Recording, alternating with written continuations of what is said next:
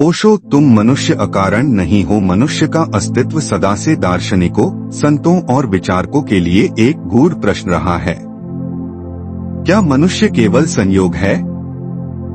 क्या हम केवल जन्म लेकर, कुछ वर्षों तक जीवन जीकर और मृत्यु को प्राप्त होकर समाप्त हो जाते हैं?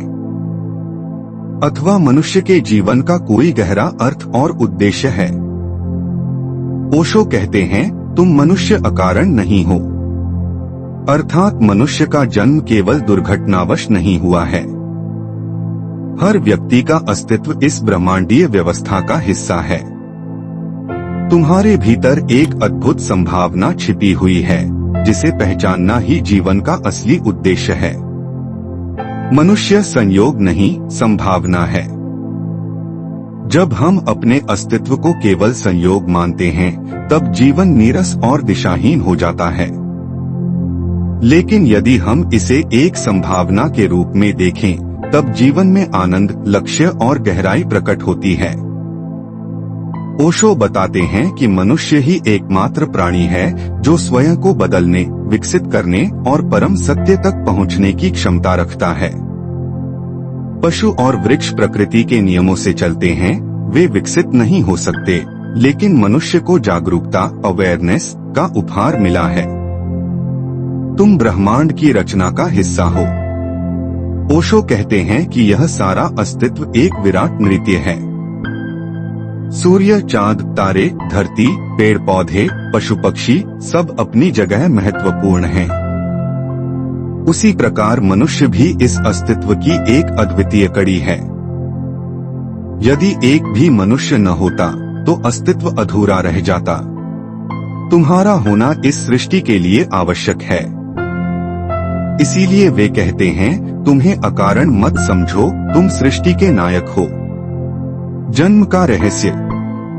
ओशो के अनुसार मनुष्य का जन्म केवल शारीरिक घटना नहीं है।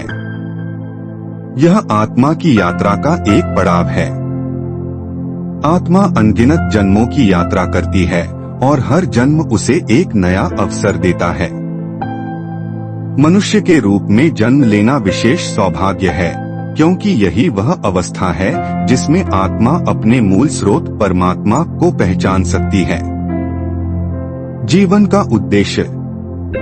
यदि मनुष्य अकारण नहीं है, तो प्रश्न उठता है, उसका उद्देश्य क्या है? ओशो कहते हैं कि मनुष्य का उद्देश्य है अपनी आंतरिक चेतना को जागृत करना, बाहरी दुनिया में उलझने के बजाय भीतर के मौन में उतरना, प्रेम, करुणा और ध्यान के माध्यम से स्वयं को रूपांतरित करना, अंततः अपने भीतर सोए हुए दिव्यता को पहचानना। मनुष्य केवल भोग या दुहक झेलने के लिए नहीं आया, बल्कि स्वयं को जानने, सेल्फ रियलाइजेशन के लिए आया है। ध्यान अस्तित्व का द्वार। ओशो बार बार ध्यान पर जोर देते हैं। उनका कहना है कि ध्यान ही वह मार्ग है जिससे मनुष्य अपने होने का असली अर्थ खोज सकता है। ध्यान से मनुष्य को अनुभव होता है कि वह केवल शरीर या मन नहीं है, बल्कि उससे भी परे एक साक्षी, विटनेस है। जब यह साक्षी भाव प्रकट होता है, तब स्पष्ट हो जाता है कि जीवन व्यर्थ नहीं है। अज्ञान से जागृति तक। ज्यादातर लोग अपने जीवन को अज्ञान में बिताते हैं। वे केवल दौड़ भाग में लगे रहते हैं। धन, पद, प्रतिष्ठा, भोग, इनको ही जीवन समझ लेते हैं।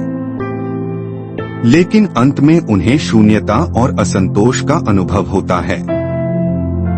ओशो कहते हैं कि जब तक मनुष्य भीतर की यात्रा नहीं करता, तब तक उसका जीवन अधूरा है। अज्ञान से जागृति की ओर कदम बढ़ाना ही मनुष्य का असली धर्म है। प्रेम और करुणा की भूमिका। मनुष्य केवल तर्क और बुद्धि से पूर्ण नहीं हो सकता। उसके हृदय में प्रेम और करुणा का प्रस्फुटन होना आवश्यक है। ओशो बताते हैं कि जब तुम प्रेम से भरे होते हो, तब तुम अपने भीतर की दिव्यता को देख पाते हो। प्रेम तुम्हें दूसरों से जोड़ता है और करुणा तुम्हें अस्तित्व से एक कर देती है। इसलिए प्रेम और करुणा भी इस बात के प्रमाण हैं कि मनुष्य का अस्तित्व अकारण नहीं है। मृत्यु का रहस्य। यदि जीवन केवल जन्म और मृत्यु के बीच की यात्रा होता तो यह अर्थहीन होता। ओशो कहते हैं कि मृत्यु अंत नहीं है, यह केवल एक द्वार है जिससे आत्मा एक नए रूप में प्रवेश करती है। मनुष्य के लिए मृत्यु भय का कारण नहीं बल्कि मुक्ति का अवसर है। मृत्यु को समझने वाला व्यक्ति जीवन को भी सही ढंग से जी पाता है। ओशो का संदेश। ओशो का मूल संदेश यही है कि अपने अस्तित्व को स्वीकार करो, इसे अर्थहीन मत समझो, भीतर की दिव्यता को पहचानो। ध्यान, प्रेम और जागरूकता से अपने जीवन को एक उत्सव बनाओ। जब तुम यह समझ जाते हो कि तुम्हारा होना अकारण नहीं है, तब तुम्हारा हर कार्य, हर सांस, हर क्षण एक आशीर्वाद बन जाता है। निष्कर्ष। ओशो का यह कथन तुम मनुष्य अकारण नहीं हो हमें गहरे आत्मबोध की ओर ले जाता है।